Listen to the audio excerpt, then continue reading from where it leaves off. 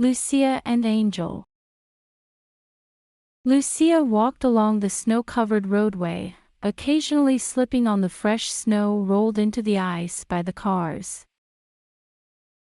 The hood of her winter jacket covered her head, and she could see little of the road or the roadside where it would have been safer to walk in such a snowstorm. But they were covered with snow, and walking on them would have been even more inconvenient than walking in the center of the roadway. A lorry jumped out from behind a steep bend in the road, which the girl could not see in the night's darkness and in the wind and snow squalls. Its headlights drilled through the flurries of snow that the strong wind was carrying from the field surrounding the road. The heavy vehicle drove as if its driver were testing its strength. The lorry's engine howled with exertion as it sped up the thing on a straight stretch of road. The lorry's headlights slid across a field of darkness and white blizzard and bolted toward the figure of a girl who had stopped in confusion in the middle of the road. The headlights blinded her, and she froze, not knowing what to do. There was nowhere for her to jump from the middle of the road because the roadsides were blocked with snow from the fields. Lucia realized she had nowhere to get off the road. So, with her hands, with which she had previously shielded her face from the whipping wind and snow, she stood, waiting for the inevitable impact. The truck had no more time to brake. The truck was being carried down a bend in the road, from which it suddenly jumped out onto a straight stretch. The girl realized that the truck was about to hit her inevitably. She closed her eyes in horror and cried out as the engine's roar swept over her like a wave. Then Lucia's eyes went black, and she could see nothing else. The world around her swirled, turned into some kind of light in an ever-distant tunnel, and disappeared. Lucia was plunged into darkness, and a feeling of absorbent cotton silence enveloped her like a featherbed. After a while, the sensation returned to her. It was as if she was waking up from a long sleep.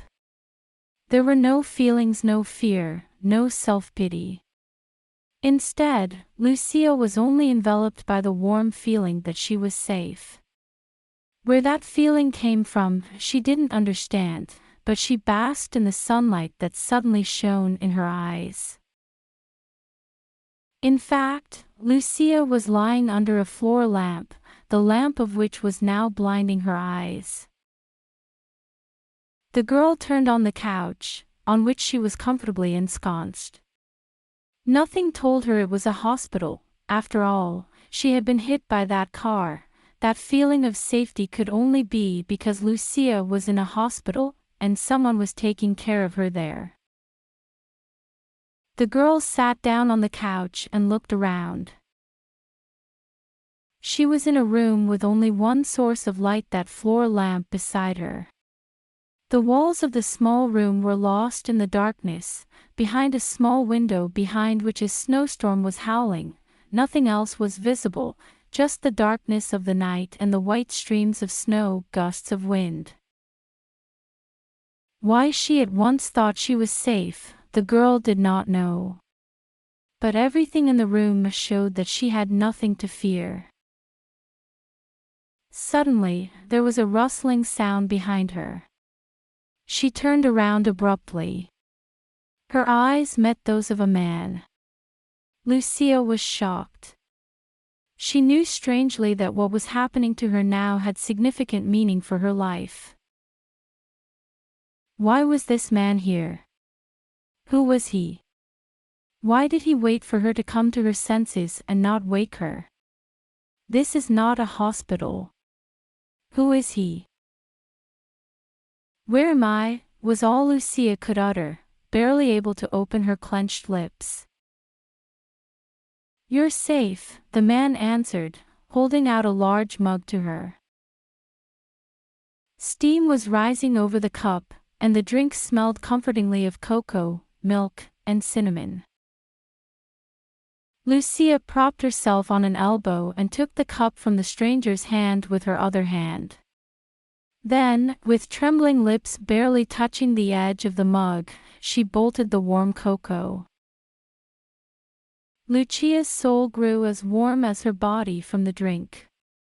It seemed to the girl that now she was safely protected from all misfortune in the world and could enjoy this moment as long as she wanted. However, the man's gaze burned into her like fire. She did not understand why she cared so much that he was beside her. She did not even know him. She drank most of it and set the cup on the bedside table. The man never took his eyes off her, and Lucia finally dared to look him straight in the eye again. She was immediately carried away into the warm evening garden, sitting on a bench under an apple tree, listening to the evening birds sing. Petals of pale pink, almost white apple blossoms were showered on her head around the tree under which she sat.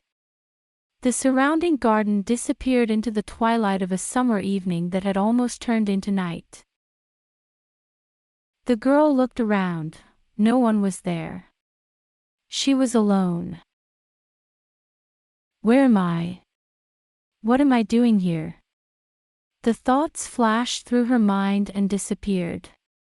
The warm breeze blew against her body, only covered by a thin summer dress. Suddenly Lucia felt a touch on her shoulder, which turned into a light whiff of wind. She turned around and saw behind her, right at the back of the garden bench, a man, the same man who had been with her in the hospital.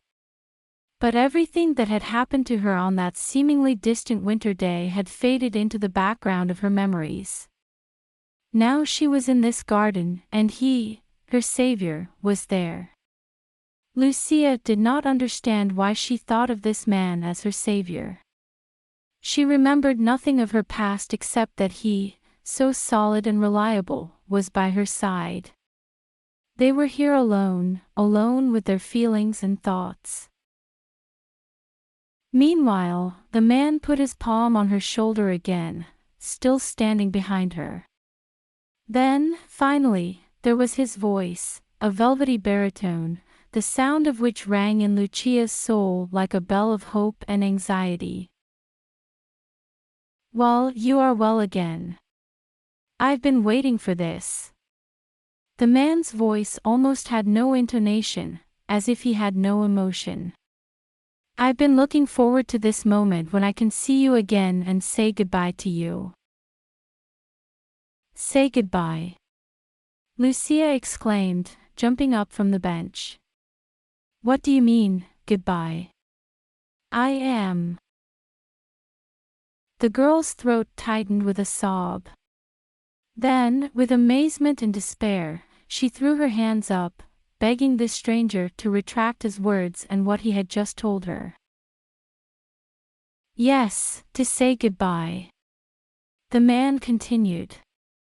His voice was still without intonation, but his face, as if cut out of snow and people, was sad and forgiving. "I don't want to say goodbye," Lucia exclaimed, clasping both hands to her chest. "I've only just met you, and already you're disappearing from my life," she continued, almost crying with despair. Lucia could not understand why she was so drawn to this stranger. He was unusually attractive to her, as if some unearthly power and wisdom emanated from him. Lucia needed someone's support and wisdom because that was what she had been missing in her life. She was so lonely. She needed to feel his touch repeatedly, to see his face and hear his beguiling voice. The man walked around the bench and stood before the girl. Only now, Lucia noticed he was wearing unusual clothing, a light cloak, the flaps of which fluttered in the wind. Still, their movement did not coincide with the gusts of light wind that Lucia felt. His clothes were odd, they glowed. The light came from the stranger's face as well. His sky-blue eyes, deeply hidden beneath his light, bushy eyebrows, radiated a blue glow. Lucia could not tell if she was dreaming or not. But she wanted to prolong this moment as long as possible and reached out and touched the man's chest. He was real. He was not a ghost in the sense that people understood spirits to be disembodied beings that moved through the air without touching the ground. But there was still something about him that Lucia could not understand, and it was this blue glow around him. Lucia guided her hand up the man's chest, to his neck and chin, and he stood before her without another word. Instead, he seemed startled by her reaction. The girl touched her fingers to his face and felt him flinch. His skin was exceptionally smooth, as if he had just been clean-shaven.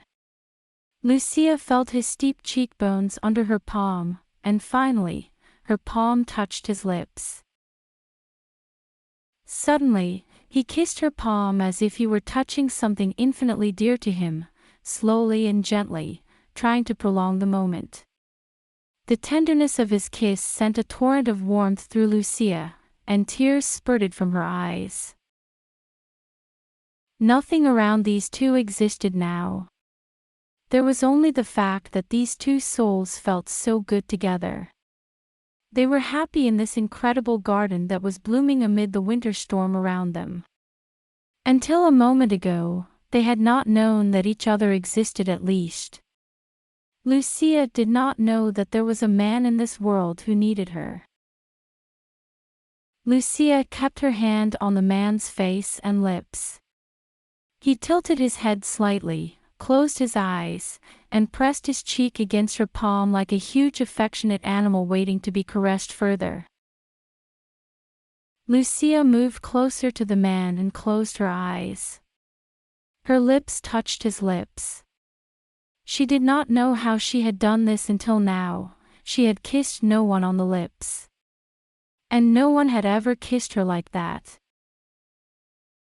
After a moment, the girl woke up and realized the stranger was not responding to her kiss. She was embarrassed that she had rushed in and ruined everything. A blush of shame flooded her cheeks. What on earth is this? What is happening to me? I've kissed no one the way I kissed him.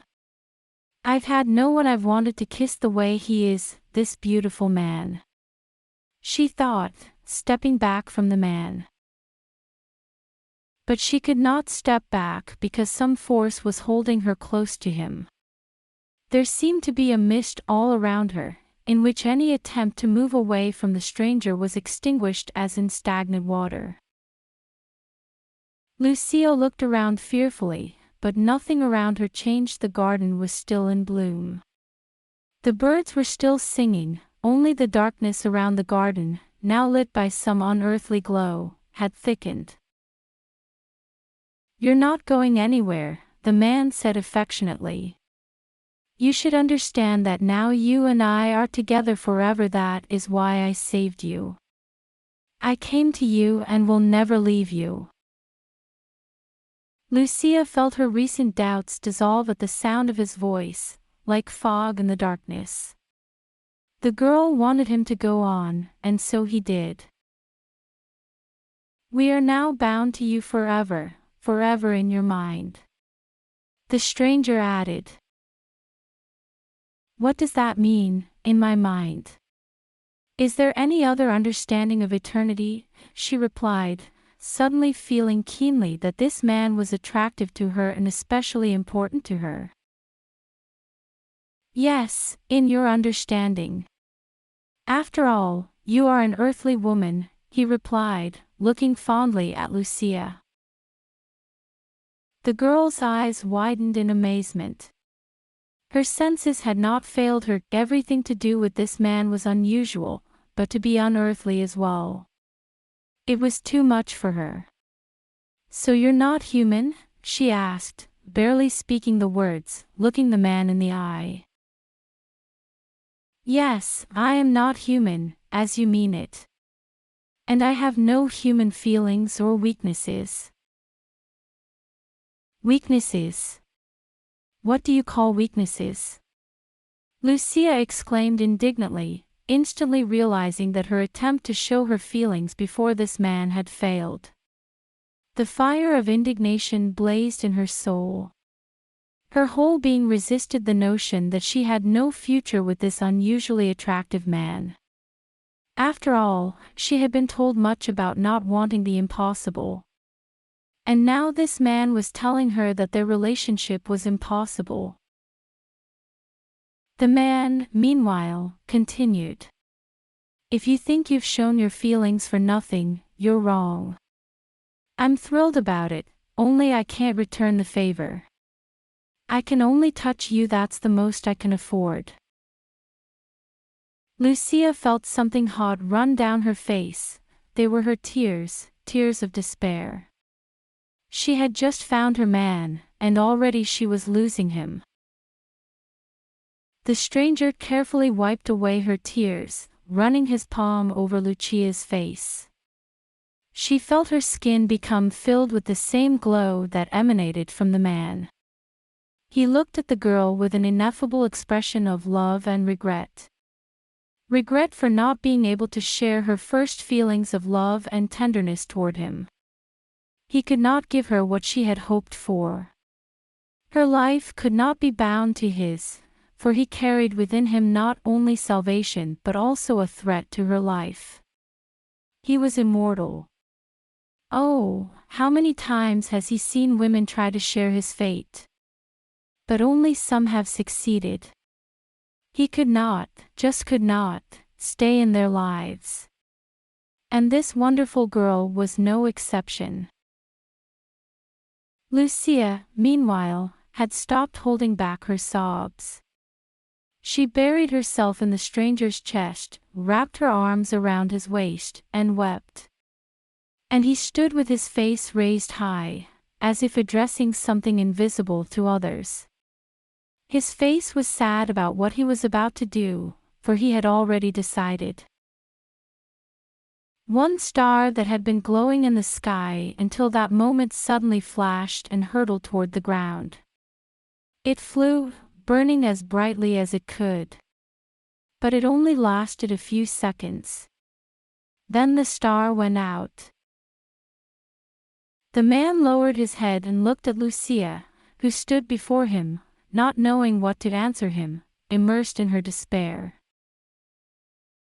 My fate cannot be bound to yours, but I will always remember you, the man continued, putting one arm around Lucia's shoulders. There was nothing sensual in this gesture, just tenderness and care. You will understand and forgive me for this. I know you'll be fine in your life, and you'll soon forget me. Believe me, I will take care of it, he continued gently and mockingly, now hugging Lucia with both arms. Somehow the girl realized that she no longer needed to cry because now he was here with her, hugging her tightly and talking to her. He was here with her and this moment was beautiful. The girl hugged the man's waist tighter and pressed her whole body against him. She did not want to let him out of her arms, ever. He was now entirely in her power, in her arms. She owned his thoughts and feelings now, and he had feelings, she believed. She could feel it in how she breathed, how he looked at her, and how he touched her. He was her savior and keeper, and there would always be this understanding and love between them, love in the sense that they could afford it. And Lucia did not care that this moment in her life was unique. Nor did it matter that a stranger could never again spend time with her like he was now. Or so he thought. All that mattered was that this moment in their lives lasted, and nothing but their embrace mattered now. Nothing. The two embracing young people stood under the night sky for a long time, surrounded by blossoming apple trees. The petals of the apple blossoms easily crumbled with the slightest whiff of the warm summer night breeze. Lucia and her angel were just the two of them, enjoying this moment created by the power of her angel's magic.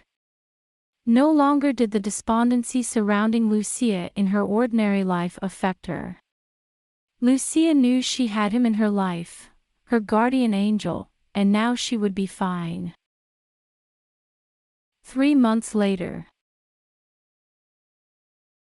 One early morning, Lucia was walking down a still deserted street in her small provincial town. The girl was in a hurry to study at the local college.